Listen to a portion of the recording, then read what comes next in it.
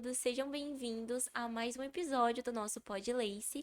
Meu nome é Tainá Carvalho O meu é Samara Espanhol Fraga. e hoje nós estamos com uma convidada muito especial, muito querida pela gente, que é a professora, mestra, doutora Mônica Polinário. Ela, professora do IFRO desde mil... Não, calma. Ela, professora de História de 1998. Atualmente, ela é servidora do IFRO, está aqui desde 2011. Bom, professora, muito obrigada por ter aceitado nosso convite. Presente para o público. Boa noite, eu sou a professora Mônica. Eu estou muito feliz de estar aqui nessa oportunidade com as meninas e, assim, parabenizo a equipe por esse trabalho que está já me encantando logo de cara. Como eu disse, professora, desde 2011. O IFRO abriu ali em 2009, 2010. Ela entrou em 2011. Então, ela, junto com duas professoras, faz parte da Santíssima Trindade aqui do IFRO. É um apelido carinhoso. Bom, professora, para a gente começar, a gente gostaria de saber um pouco da sua trajetória. O que te inspirou a profissão de história? O que te inspirou a ser professora de história, virar historiadora? Bom, não foi a escolha da adolescência, né? Na adolescência, a minha intenção era fazer direito. Mas eu venho de uma família muito humilde, com poucos recursos. Então, mesmo tendo sido aprovada em direito, eu não tinha recursos para me manter na cidade, que era fora, né, do município onde eu residia. Eu não tinha recursos para me manter, então eu tive que fazer a escolha, pegar a segunda opção, que era um curso noturno, que eu poderia trabalhar durante o dia para me manter fora de casa, né, longe da minha família, e poderia fazer um curso. E a história foi o meu irmão. Eu tenho um irmão, ele faleceu aos 23 anos de idade, e ele foi sempre um incentivador, ele sempre me falava muito da história, ele era um ledor assim incrível, lia com muita frequência conteúdos históricos e compartilhava comigo. E daí foi nascendo o gosto pelo passado, por compreender os processos históricos, os processos culturais. E na hora de escolher a segunda opção de curso, naquela época a gente fazia vestibular e poderia escolher duas opções de curso, né? Eu escolhi como segunda opção história. E aí fui aprovada e me encantei. Eu acho que eu não consigo imaginar outra coisa para me constituir profissionalmente que não seja o conteúdo histórico produzido pela humanidade. Ele me encanta e também muda a minha forma de ver e compreender o mundo.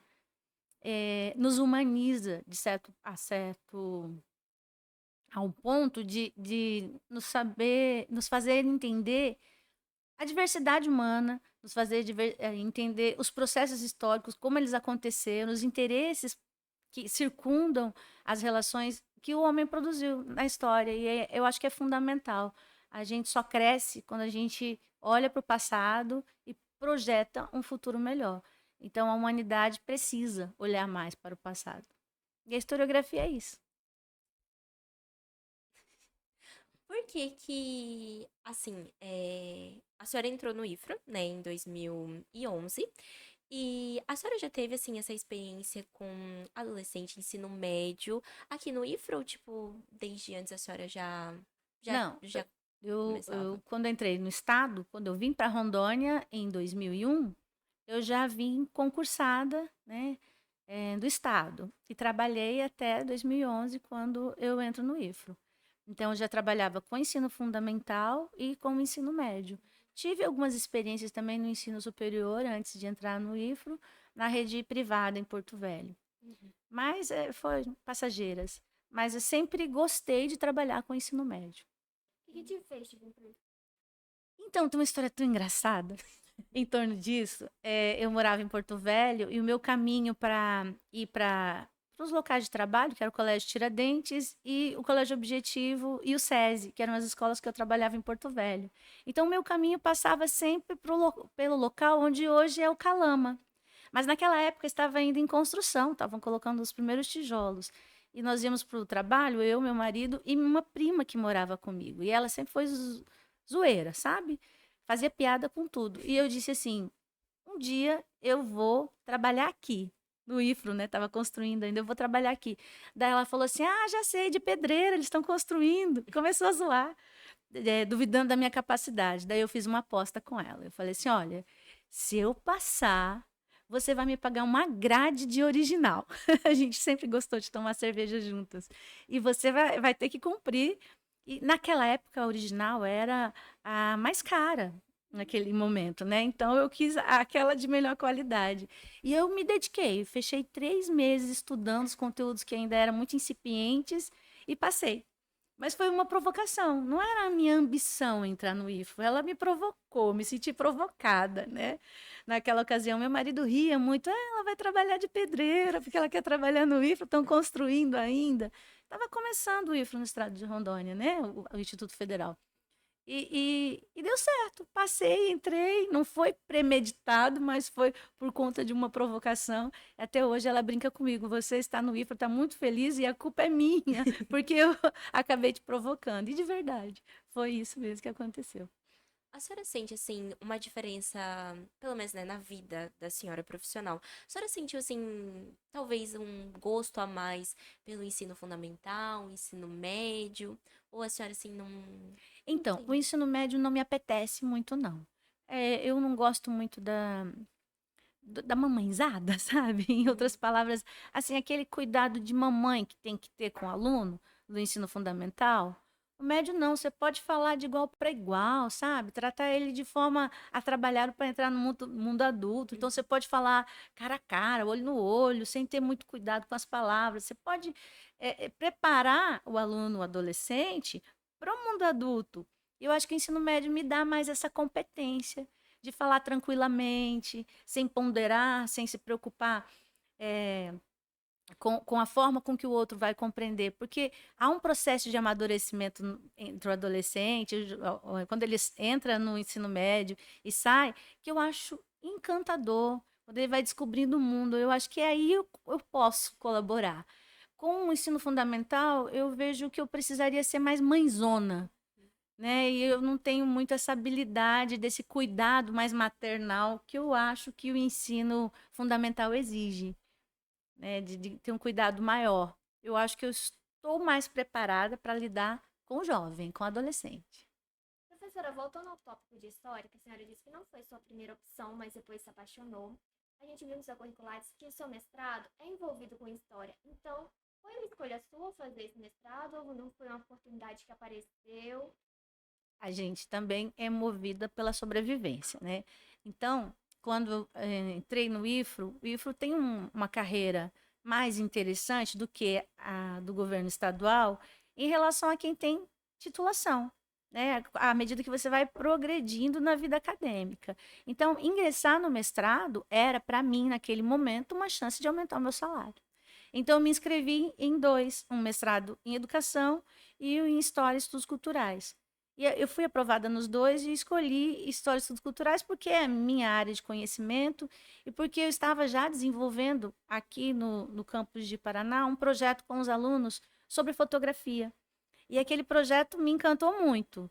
Deu um resultado para além do que eu imaginava. Então, aquele era o meu objeto de estudo e eu queria dar sequência e investigar sobre as fotografias históricas, aquelas que vinham dos álbuns de família, que estavam lá guardadas dentro de uma gaveta, mas que tinha tanto a contar sobre a história de Ji-Paraná.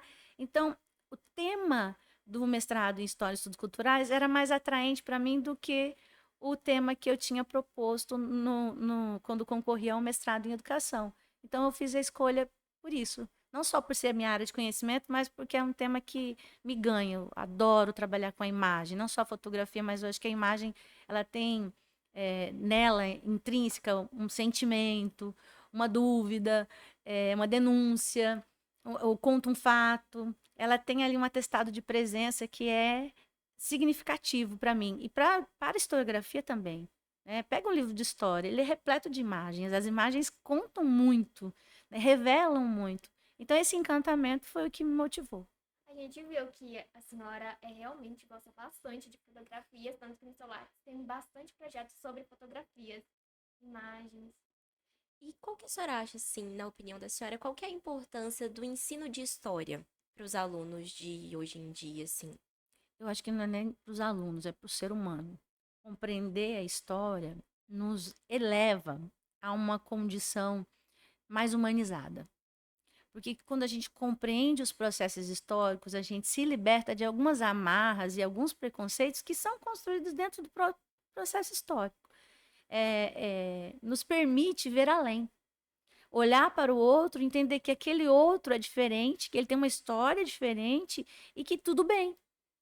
Então, se a gente olhar o passado, a gente vai ver que ele é marcado por conflitos. Então, é um conflito entre judeu e muçulmano, entre o cristão e o judeu, entre o budista e as de religiões de matriz africana e o cristianismo. É sempre conflito. Por que esses conflitos se estabelecem? Porque um não compreende o processo histórico, cultural, social do outro.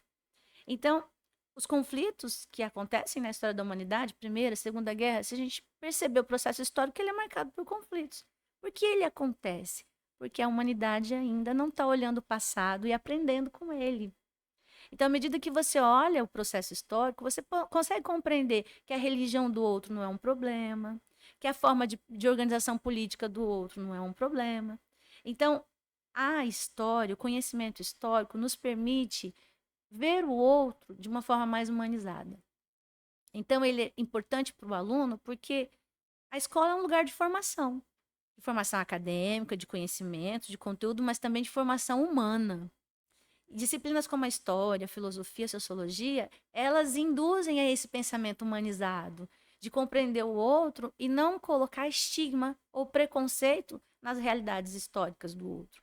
Então, eu penso que a história ela é fundamental em vários aspectos, sobretudo por nos humanizar, nos tornar mais tolerante ao outro, à história do outro, ao conteúdo do outro, à vida do outro, a tudo que constitui o ser humano.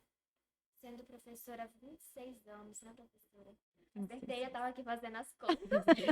Professora, dentro de 26 anos, qual foi o momento, experiência mais gratificante na sua carreira? Eu só vou fazer uma correção. Quando eu estava fazendo o magistério, porque antigamente não tinha pedagogia para você começar a dar aula. Você podia, com o ensino médio magistério, já dar aula. Então, quando eu estava no segundo ano do magistério, eu fui convidada a trabalhar. Então, eu estudava no horário e já dava aula em outro. Mas eu não podia contabilizar isso, né? Porque era uma escola privada onde eles queriam pagar menos, então contratava alguém que ainda não estava formada, que ainda não tinha passado. Então eu comecei a dar aula antes. Em 96 eu já estava dando aula, mas eu não registrei, não tenho registro disso, porque foi uma coisa ali, sabe, de quintal, dando aula para os pequenos do ensino fundamental. O segundo ano do ensino fundamental. Então, eu conto mais 2 anos aí nessa conta. Mas a pergunta era? Momentos mais gratificantes. Ai, tem muitos, muitos. Olha, essa semana mesmo, o Nixon foi um aluno meu do Colégio Tiradentes, Porto Velho. Ele foi, logo que começou o ProUni, ele foi contemplado.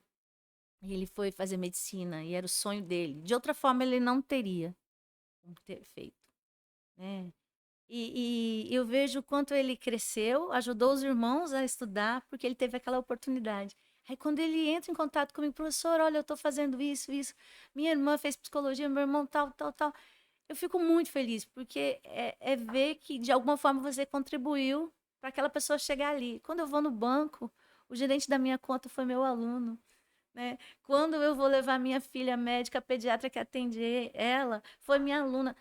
Eu fico muito emocionada. Olha aqui, eu fico emocionada, porque de alguma forma aquele ser humano ali passou pela sua mão e ele se tornou um profissional bacana, ele foi além, se desenvolveu, e isso me dá muito orgulho. Mas tem um momento assim, mais recente, que foi a formatura de vocês no ano passado. O momento das minhas falas, assim, que todo mundo ficou olhando para mim, ninguém piscava assim, ficou todo mundo olhando para mim, aquilo marcou, ficou na minha memória, todo mundo esperando o que eu ia dizer no momento da colação de grau. Foi um momento assim rico, rico, riquíssimo para mim. Mas também quando vou pegar um exemplo, Gabriel, já que a gente está no IFA, né? Gabriel foi da turma de 2013 e ele foi fazer direito na UFRJ. E a gente nunca perdeu o contato. E lá na UFRJ tem um campo da historiografia muito forte. Então, toda vez que tinha palestra de alguém da historiografia, ele ia na palestra, fazia um resumo da palestra para mim, e eu comprava o livro do palestrante e mandava para mim. Então, a preocupação dele com a minha formação também, de compartilhar as experiências dele. Então, quando os alunos dão esse feedback, essa troca, se tornam amigos, isso me sensibiliza muito. É uma coisa que mexe muito comigo, que eu gosto de cultivar para a vida. Tem alguma experiência ou uma história que exemplifica pra você a importância da história na sua vida? Alguma coisa que talvez mudou o seu pensamento com os conhecimentos, alguma coisa Sim, assim? sim. Mudou a minha forma de me compreender. Eu venho de uma família paterna afrodescendente e de uma família materna europeia. Mas convivi muito com essa família materna. Então, na minha família materna, eu sou a única mulher parda, negra, né? Porque todos os pretos e pardos no Brasil, dentro da categoria do IBGE, são negros. Então, eu sempre buscava evitar o sol, eu evitava o sol, eu sempre buscava esticar o meu cabelo, porque eu não tinha compreensão do processo histórico-cultural africano. Era muito superficial, era aquela coisa de faculdade, e ainda uma faculdade que eu terminei em 2000, a história de lá para cá mudou muito. Então, eu precisei estudar muito sobre a africanidade, sobre relações étnico-raciais, isso modificou a minha compreensão. É, eu, eu queria me ocultar das minhas raízes ancestrais para me adaptar àquele contexto familiar que destoava de quem eu sou fisicamente, né? Então, a compreensão da história do povo africano, das diásporas africanas, a compreensão do racismo estrutural, que é muito latente no Brasil, isso só foi a história que me deu. Eu fui estudar, fui buscar e hoje ensino sobre isso porque isso modificou a minha forma de me compreender enquanto mulher negra. E durante muito tempo eu me escondia disso e não, eu sou uma mulher parda, mas aquele pardo que se compreende como branco, que não quer fazer parte daquela questão ética racial porque ela vai se sentir menos.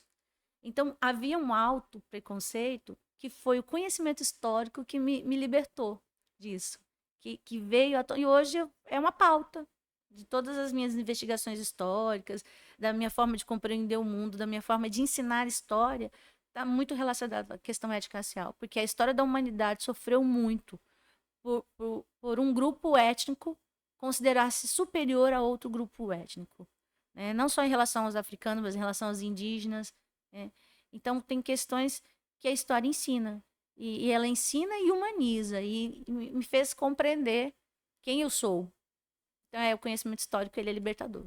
Falando sobre história, como que a senhora lida com as controvérsias ou interpretações diferentes de eventos históricos?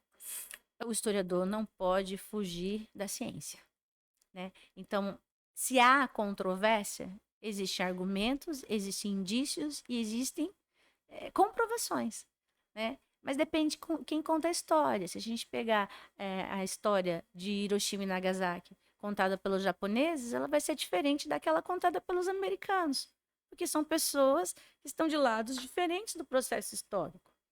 Se a gente pensar no Brasil, a Guerra do Paraguai, por exemplo, né? Na Guerra do Paraguai, durante muito tempo, o Brasil foi heróico, venceu o ditador Solano Lopes, mas essa é a história contada pelos brasileiros. Não é a história contada pelos paraguaios. Os paraguaios têm uma outra versão, que a gente, enquanto brasileiro, teria vergonha de como os paraguaios viveram aquele processo histórico, porque depende de quem conta. E que quando quem conta tem poder, ele se coloca numa condição de heróico. E quando quem é derrotado, né, como que se justifica a derrota? Criminalizando, marginalizando. Então, os processos históricos, eles têm controvérsias, porque existem dois lados, né? O derrotado e o vitorioso, porque a história ela é feita de batalhas. Só que a historiografia atual, ela busca argumentos.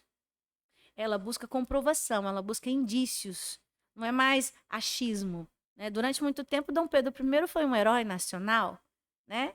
Porque a história era contada pelos historiadores do período imperial brasileiro. Eles eram contratados para contar uma história bonita. A historiografia hoje não é mais assim, não se conta uma história. Se encontra provas, indícios de que determinada coisa aconteceu de fato. Então, essa nova história, ela vai em busca de uma verdade. E aí ela foge da controvérsia, porque contra fatos, né? É contra aquilo que está ali, que pode ser comprovado, que pode ter um documento, que tem uma imagem, que tem um relato. Isso vai dando credibilidade à historiografia.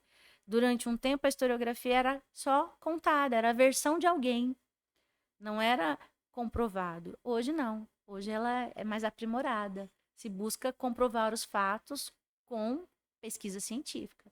Então, a historiografia hoje ela é científica. Ela não é alguém que contou um determinado fato. Que é igual a história do telefone sem fio, né? Um conta assim e vai terminando de outra forma, né? A historiografia não é mais assim. Ela é ciência. Ciência pura. E nas suas aulas, como que a senhora desperta o interesse do aluno para te ouvir, para aprender? Ai, não sei. Eu falo muita, faço muita piadinha. Isso eu acho que o pessoal gosta. Ou pelo menos para ouvir o que vem depois da piada. Então você faz uma brincadeira e o que vem depois, é informação, é conhecimento, alguma coisa ele capta ali daqueles 50 minutos de uma aula. Mas eu gosto muito do olho no olho, eu gosto muito de trocar experiências, de ouvir o que eles trazem. Eu acho que é bacana, sempre tem alguém com uma história que pode ser comparada. Eu gosto de comparar um fato histórico com a atualidade, porque a história se repete com personagens diferentes, mas ela se repete, né? Há muitos elementos. Vamos pegar a pandemia, né? Nós tivemos uma peste, né?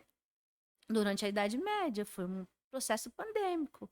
A varíola também foi um processo pandêmico, a Covid também. Então, a história tem várias amostras daquele fato com personagens diferentes, né, com agentes patológicos diferentes, mas que podem ser objetos de análise e comparação.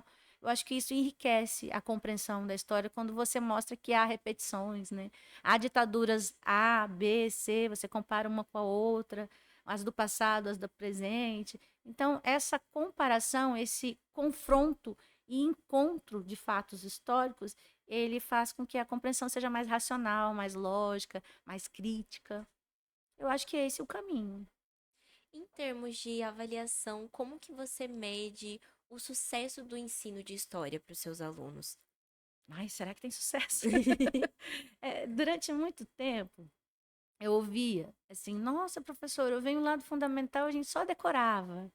Só decorava. Aí a gente vem para as suas aulas e a gente troca ideia, conversa e brinca, e faz um joguinho, faz uma dinâmica. É diferente. Eu acho que vem disso, de não tornar o conteúdo histórico enfadonho, porque ele é longo, ele é extenso, a história da humanidade é gigantesca, né?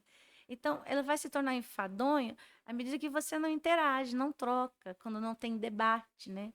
E aí o debate de sala de aula vai tornando ela mais amena, mais gostosa de ser compreendida. O processo crítico vem desse pensar sobre as ações humanas. Entendi. Professora, deixando agora um pouco a sala de aula de lado, a senhora poderia compartilhar com a gente os projetos que você está envolvida? Ensino, pesquisa, extensão Atuais. atuais. Depois do doutorado, eu voltei do doutorado com uma percepção de ensino diferente. A Unesp, ela trata da aprendizagem como um processo de apropriação do conhecimento. Então, nessa linha, eu venho desenvolvendo algumas ações com a imagem também, que eu gosto da fotografia. Agora a gente está com uma mostra que será estreada agora no Rondônia Rural Show, que é uma mostra fotográfica das Olimpíadas Indígenas de Ji-Paraná. O material ficou lindo, foi produzido por alunas, né? O ano passado nós apresentamos um artigo sobre essa mostra fotográfica, sobre essas fotografias, no NEABI, no Encontro Nacional dos NEABIs da Rede Federal, em Minas Gerais. E desse trabalho resultou um acervo lindo. E selecionamos 30 imagens que vão ser apresentadas no Rondônia Rural Show. Esse projeto de extensão é assim a menina dos olhos do nosso núcleo, que é o Núcleo de Estudos Afro-Brasileiros e Indígenas, porque ficou de uma qualidade muito legal. No campo da pesquisa, a gente tem desenvolvido alguns estudos. Um estudo sobre a monitoria. Há um processo de monitoria exclusivo para auxiliar estudantes indígenas. Nós tabulamos alguns dados e mostramos o quanto ela tem sido proveitosa e garantido a permanência desses estudantes. De 2013 a 2024, quando o SWAP tem dados, tiveram 30 alunos indígenas no IFRO. A maioria evadiu. De 2022 a 2024, que é quando o NEABI foi criado, ainda não aconteceu nenhuma evasão e tivemos 3 alunos indígenas concluintes, formados. Então, eu vejo que esses dados da pesquisa mostram o quanto é importante a monitoria para auxiliar estudantes indígenas a permanecerem no IFRO. Porque o IFRO precisa ser essa casa aberta a todos. Nós temos mais de 21 mil indígenas no estado de Rondônia. E onde eles estão, que não estão no IFRO? Né? Porque esse espaço não está aberto para eles. Então, o trabalho do NEABI tem conseguido trazer um público de indígenas que para a gente é muito importante. É uma escola pública, ela tem que ser para todos. Né? E esse público estava distante. Então, esse projeto eu acho que tem sido muito interessante. Tem um outro projeto de pesquisa sobre uma escritora negra, Cledenice Blackman. Ele foi encerrado em dezembro do ano passado, mas a gente vai mostrar em alguns eventos científicos os resultados finais dessa pesquisa. A Cledenice Blackman, ela é uma mulher negra, descendente de antilhanos, de Porto Velho, e ela é escritora, ela é membro da Academia Rondoniense de Letras, e ela vai contar uma história sobre a migração e a presença antilhana em Rondônia muito diferente daquela contada pelos colonizadores. E ela busca dados científicos para comprovar como foi esse processo histórico, que foi invisibilizado e ocultado. E aí o projeto analisa essas 2 obras da escritora Cledenice Blackman, uma mulher negra, afro-antilhana, professora, durante um tempo foi servidora do IFRE, agora é professora na Uni. Esse trabalho também é muito interessante. E tem um outro projeto de pesquisa que a gente está submetendo ao CEP e que espera que seja aprovado. É um projeto que vai analisar como o estudante do IFRO vê as religiões de matriz africana. Qual a compreensão, qual o nível de compreensão e entendimento, como ele percebe essas religiões. E a gente espera que possa mostrar a nossa realidade e que, de alguma forma, a gente possa atuar no sentido de desmistificar preconceitos, racismo estrutural que está presente na compreensão de religiosidade das religiões de matriz africana. No momento, são essas. Professora, a senhora falando dos projetos, a senhora tocou no nome da Cledenice, né? E ela é uma das pessoas que a gente quer chamar aqui para o nosso podcast. Ela parece ser uma pessoa bem bacana. Então, conheço a Cledenice de longa data, né? Eu iniciei um curso de biblioteconomia, depois eu acabei desistindo, mas ela não, ela deu sequência, né? Ela é historiadora também. Biblioteconomia? Biblioteconomia. Mas ela deu sequência, né? Nós nos conhecemos nessa ocasião.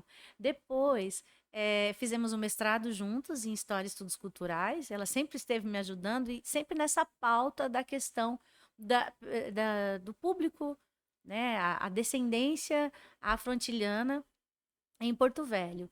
E depois fizemos o doutorado juntas. Fomos aprovadas no mesmo processo seletivo, fizemos o doutorado juntas. Então, eu criei um laço de amizade, além de admiração pelo trabalho e pela luta antirracial que ela vem desenvolvendo em Porto Velho. E ela tem várias obras publicadas que tocam nesse assunto, que expõem as feridas da invisibilidade das pessoas pretas dentro da Constituição Histórica de Porto Velho. Uma das obras fala das Panteras Negras, 5 professoras negras que atuaram em diversos momentos na história de Porto Velho, na formação de pessoas, mas que sempre foram invisibilizadas, mas que foram muito atuantes no processo educativo de Porto Velho. Então, ela vem trazer à tona muita história de pessoas pretas constituintes da história de Rondônia, de Porto Velho, que eram invisibilizadas. E então a obra dela ganha esse destaque, né, de uma luta antirracial e eu admiro muito por isso. Você anteriormente tocou sobre o projeto do NEABI, que é o Núcleo de Estudos Afro-Brasileiros e Indígenas. E quando que ele surgiu? Quando que teve a oportunidade, né, para a senhora poder começar a trabalhar com ele aqui no campus de Paraná? E qual que é o intuito dele? Qual que é o objetivo? Então, em 2003 e 2006 foram criadas leis nacionais para trabalhar com a questão étnico-racial indígena e afro-brasileira nas unidades de ensino. Mas, até que uma lei é colocada em prática, é um processo muito longo, né? E, sobretudo, quando se trata de mostrar muitas das mazelas do nosso país em relação à questão étnico-racial, porque ela está envolta em muito preconceito. Então, essas leis foram criadas, mas nas universidades se criaram núcleos para estudar essas questões, que são os NEABIs. Eles foram criados muito antes. O IFO está muito atrasado na criação desses núcleos, né? Não é uma criação do núcleo NEABI. NEABI nasceu nas universidades, começa na UNB, vai surgindo em outras universidades esses núcleos de estudos de relações étnico-raciais afro-brasileiras e indígenas, né? E em 2020 21, depois da pandemia, a professora Letícia me convidou, professora, vamos criar um NEABI aqui. A professora Leidiane, também incentivadora, grande conhecedora das questões indígenas, também somou forças. A professora Dioneia, que está ali sempre nos assessorando. Embora sejam duas mulheres brancas, mas são duas mulheres brancas de uma humanidade incrível, que buscam conhecimentos sobre ancestralidade afro-brasileira e indígena e que colaboram com o núcleo. Então, criamos em 2022, a partir desse fomento da direção geral, a professora Letícia nos incentivou e deu suporte, criamos o instituto, fizemos um regimento interno e começamos a operacionalizar com algumas pesquisas, com alguma assistência estudantil para estudantes indígenas, com alguns pequenos projetos. Na ocasião, nós tínhamos 5 alunos membros. Hoje, nós somos 27 alunos membros do NEABI. Compõe o núcleo 51 pessoas. Então, ele só cresceu em atividades de ensino, de pesquisa, de extensão, em ações dinâmicas dentro do campo. Fizemos alguns eventos para discutir as temáticas das pesquisas que estavam desenvolvendo e em eventos, seminários que foram promovidos para tratar de questões étnico-raciais. E a nossa ideia é ampliar. Recentemente, 2 coletivos foram aprovados. O coletivo Abamolê, que é um coletivo afro-brasileiro, composto por 8 estudantes, que tem um projeto de ação muito interessante, que vai desde oficina de tranças, de pintura corporal, que vai tratar da questão da capoeira, vai tratar da questão da identidade racial, várias ações práticas e de pesquisa, de estudos, envolve este coletivo Abamolê. Um outro coletivo que foi criado foi o coletivo indígena, não sei se a pronúncia é essa, mas é Ban Oyan Ban, mais ou menos assim. O Douglas Puruborá, que é nosso aluno do curso técnico em informática, que escolheu esse nome, ele quer dizer resistência e ancestralidade. E esse coletivo indígena também vai trabalhar mostrando a cultura dos povos indígenas da região, sobretudo os Gavião Arara e Poruborá, que são as etnias dos nossos estudantes, e Tupari também. A ideia é mostrar esse conhecimento ancestral. Há oficinas previstas para esse coletivo sobre a medicina natural dos povos da floresta. Há oficinas sobre anel de coquinho, de pintura corporal. Então, há uma proposta muito interessante de misturar elementos da cultura indígena com os alunos não indígenas, de compreender o outro a partir da cultura que esse outro nos possa possibilitar. E eu penso que esses coletivos, além de trazer conhecimento sobre a cultura indígena e afro-brasileira, ele vai permitir maior interação entre os estudantes nessa compreensão do outro, que é um processo histórico que precisa acontecer no IFRO e ser fortalecido cada vez mais. Então, eu penso que o NEABI é um núcleo assim de unificar, de mostrar diversidade, de mostrar valores, conhecimentos e culturas que durante muito tempo foi invisibilizada, mas que tem muito a contribuir para o nosso crescimento enquanto seres humanos e para contar uma história melhor contada, né, sobre os povos afro-brasileiros e indígenas em Rondônia. A senhora que teve a iniciativa de colocar esse núcleo aqui no campus? Não, foi a professora Letícia. É ela que nos convidou eu, professora Leidiane e professora Dioné, com o professor Roger também, na época a professora Marcela, para a gente iniciar os trâmites para criar o núcleo e para começar a desenvolver ações amplas, né, de pesquisa, ensino e extensão. Outro projeto que a gente também viu, que é a Comunidade Esporte. Qual foi o intuito da criação dele? Então, hoje o IFRO ele tem funcionado com muitas emendas parlamentares, né? Então, o senador Confúcio Moura ele disponibilizou um recurso para ser trabalhado exclusivamente com povos e comunidades tradicionais, para fortalecer a cadeia produtiva de determinadas comunidades. 7 comunidades foram selecionadas, 2 comunidades quilombolas no Guaporé, comunidade da reserva extrativista do Rio Preto, comunidades ribeirinhas de Vila Surpresa e 3 comunidades indígenas, dos Caripuna e do Povoari, no Igarapé Laje e Igarapé Ribeirão. Essas comunidades, elas têm determinadas produções, só que elas são muito simplistas, né? Precisam ser melhoradas. Por exemplo, o indígena Wari, ele retira a castanha e o atravessador vai até a aldeia, pega essa castanha a um preço muito pequeno. Então, a ideia do projeto é que ele possa beneficiar a castanha lá na aldeia, possa embalar essa castanha e levar até a cidade para agregar valor à castanha e possa melhorar a capacidade deles produtiva e, sobretudo, manter os indígenas, os quilombolas, no território. Porque essa ocupação do território indígena tem sido muito frequente por pessoas não indígenas. Invasões desses territórios vão acontecendo e o indígena e os quilombolas acabam perdendo seus territórios. Então, a ideia de fortalecê-los é que eles tenham uma economia que seja suficiente para eles se manter no território, garantir a floresta em pé e especialmente, que eles possam ampliar a sua capacidade produtiva, que eles têm produzem muito. Açaí que a gente consome, grande parte vem dessas áreas de reservas, de floresta, coletado por indígenas. Mas um atravessador vai lá, né, compra um preço muito baixo, se beneficia do trabalho do indígena e comercializa um valor mais alto na cidade. Então, a ideia desse projeto é que a gente possa levar cursos, levar equipamentos e ensiná-los a agregar valor à sua produção. E aí eles poderem mais adiante caminhar com as próprias pernas e fortalecer o processo produtivo, as suas cadeias produtivas. A gente tem dado foco à castanha, ao açaí e à farinha. Mas há outros processos produtivos que acontecem nessas áreas, como o turismo ecológico no Vale do Guaporé, né? A questão das cestarias feitas pelos indígenas. Então, tudo isso, todo esse processo produtivo dessas comunidades, a ideia do projeto Comunidades Fortes é levar essa força mesmo, essa força produtiva, que eles possam agregar valor aos seus produtos e que possam se manter no território. Professora, fazendo uma linha do tempo, então, de toda essa sua jornada. 97, graduação em História, certo? 2001, especialização em Psicopedagogia. Inclusive, muitos professores daqui eu conheci essa especialização, achei bem interessante.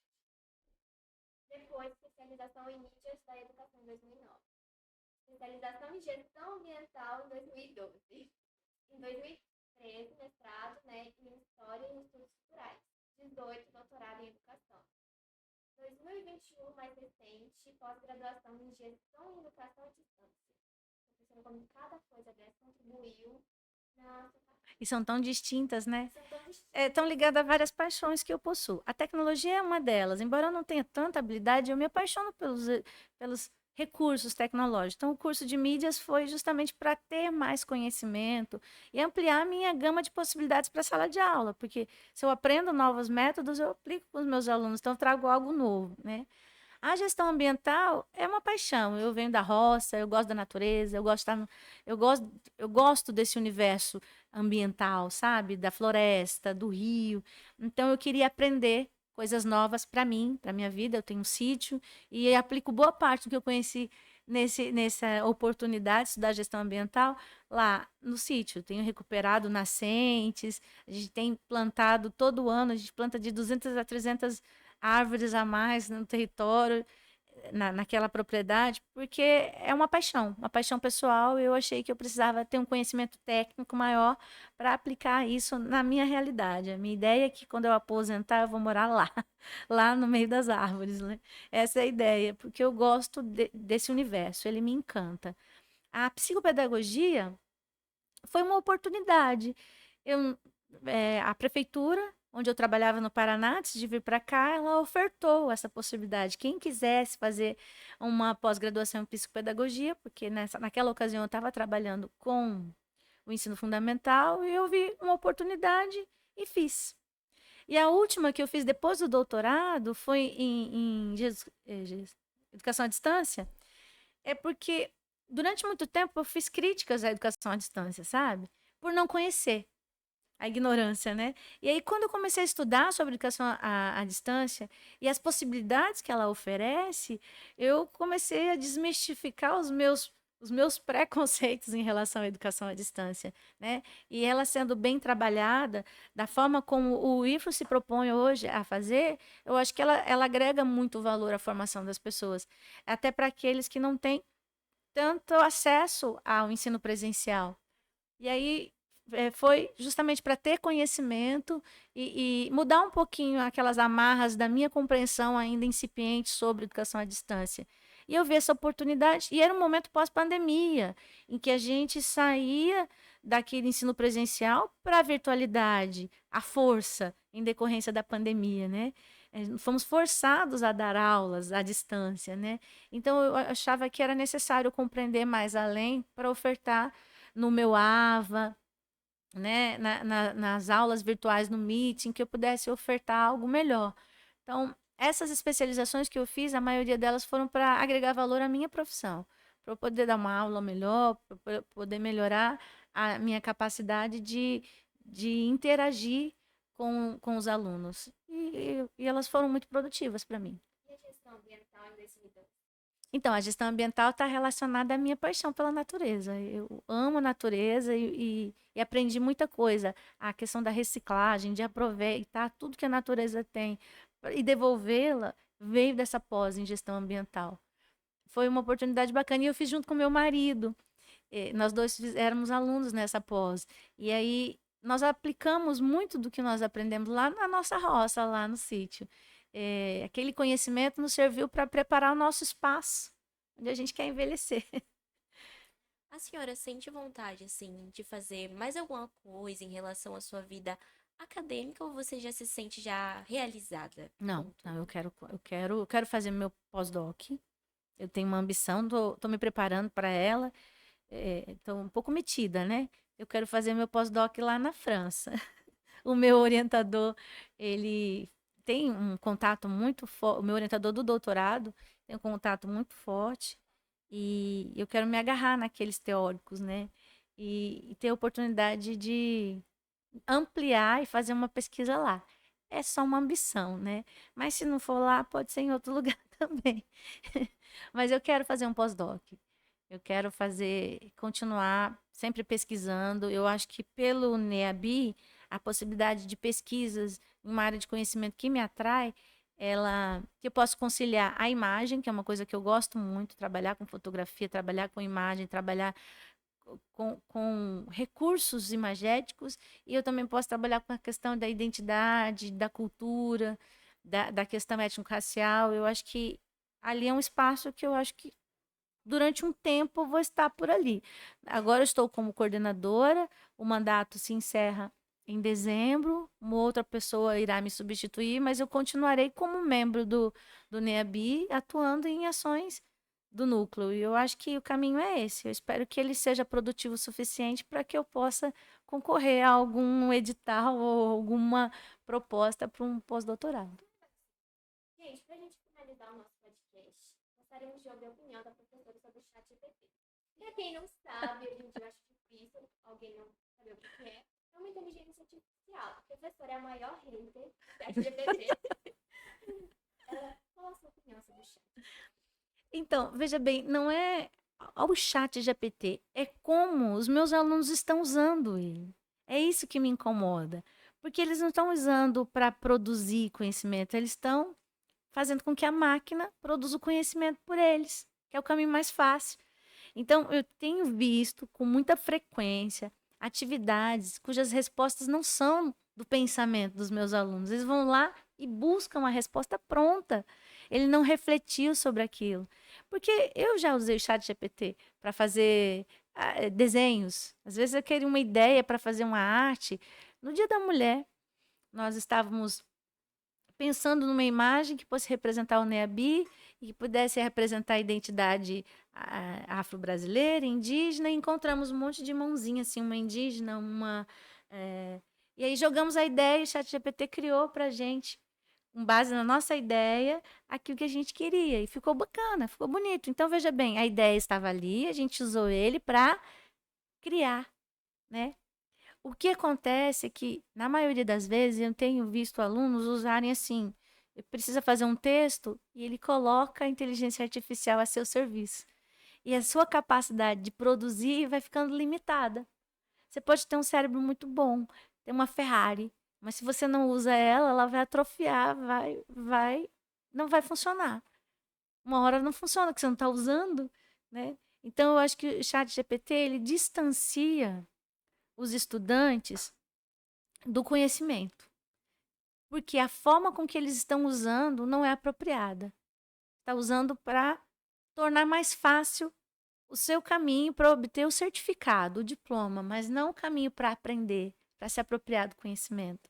Então, minha restrição reside aí. Não a tecnologia que incide ali na inteligência artificial. A tecnologia é rica, ela contribui, é uma criação humana, então ela tem que ser valorizada. Mas é esse caminho fácil que os estudantes estão buscando por meio da inteligência artificial para não pensar, para não refletir, para não produzir sozinho, por si só. Então, a apropriação do conhecimento vai sempre ficar vaga, superficial, sem aprofundamento, sem análise, porque a inteligência tem feito isso. Então, não é um hater, quase um hater, né? Mas não é em relação à inteligência, mas como os nossos estudantes estão fazendo isso para tornar o caminho da aprendizagem mais cômodo. E o mais cômodo nem sempre é o melhor para esse crescimento que eles precisam para a vida, para suas profissões, para suas relações humanas, né? As interações, pela própria vida profissional que vem à frente. Quanto mais você se apropria de conhecimentos, mais apto você vai estar para atuar nesse mundo. Se você deixa à mercê de uma inteligência artificial atuar nesse caminho, dessa forma, para facilitar, você está só se distanciando daquilo que vai te fazer um ser melhor, né? Crescer, evoluir profissionalmente, né? Pessoalmente, enfim, nesse sentido. Mais fácil. Não é? Então, a senhora não é contra o ChatGPT, a senhora só é contra a forma como as pessoas usam ele, de forma errada. Os estudantes, sobretudo, né? Porque eles estão nesse processo de crescer, de evoluir. Então, o mais fácil não é o melhor. Não é o melhor. Por experiência, tem alguns anos aí, né, de experiência, vocês fizeram um levantamento. Eu acho que, às vezes, o caminho mais difícil, ele também nos dá força, resistência, capacidade, porque ele vai agregando valores, né? Valores, conhecimentos. O processo tem que ser vivido, né? Não tem quando a borboleta está saindo do casulo, se você vai lá e ajuda ela, abre o casulo para ela não vai esticar suas asas o suficiente e vai ficar toda torta. Não vai ser uma borboleta que voa majestosamente. Conhecimento é assim, você tem um processo. Se você vai lá e abre, facilita esse processo, interrompe uma parte dele ou pula uma etapa, a formação fica capenga. É isso que me preocupa, porque vocês vão ser os profissionais que vão estar lá com os meus netos, né? Seja qual for a área de conhecimento, mas hoje, como os meus alunos do passado são os profissionais que atendem minhas filhas, minhas filhas, minha mãe, meu pai e a mim, eu quero que esses profissionais de hoje que estão se formando sejam também bons profissionais. E eu acho que a inteligência artificial tem sido um gargalo. Nós ainda não nos apropriamos, acho que até os docentes ainda não estão sabendo lidar de forma adequada com essa ferramenta, porque às vezes ela pode ser até contribuir ali para a sala de aula, mas a forma de lidar com ela nós, professores, ainda não estamos preparados, a gente não compreendeu ainda a forma de usar ela de forma benéfica. É isso. Bom, e é com essa opinião da professora que a gente encerra por aqui. Por favor, não usem o chat GPT de forma errada, tá? Escutem aí o conselho da professora. E é isso, ativem o sininho aí, se inscrevam no nosso canal. As nossas redes sociais ficarão aí na descrição do vídeo. Muito obrigada por terem assistido até aqui. Muito obrigada, professora, por ter aceitado o nosso convite. Foi muito importante ter a senhora aqui com a gente. Eu é que agradeço, eu achei fantástica a iniciativa de vocês. Super apoio. Você agora, eu vou acompanhar sempre, ver o que vocês estão fazendo por aí, tá? Conte comigo. Sempre que eu puder, estou à disposição e o NEABI também. Obrigada. Nossas redes sociais estarão aqui embaixo na descrição. É lá que a gente postará todas as nossas.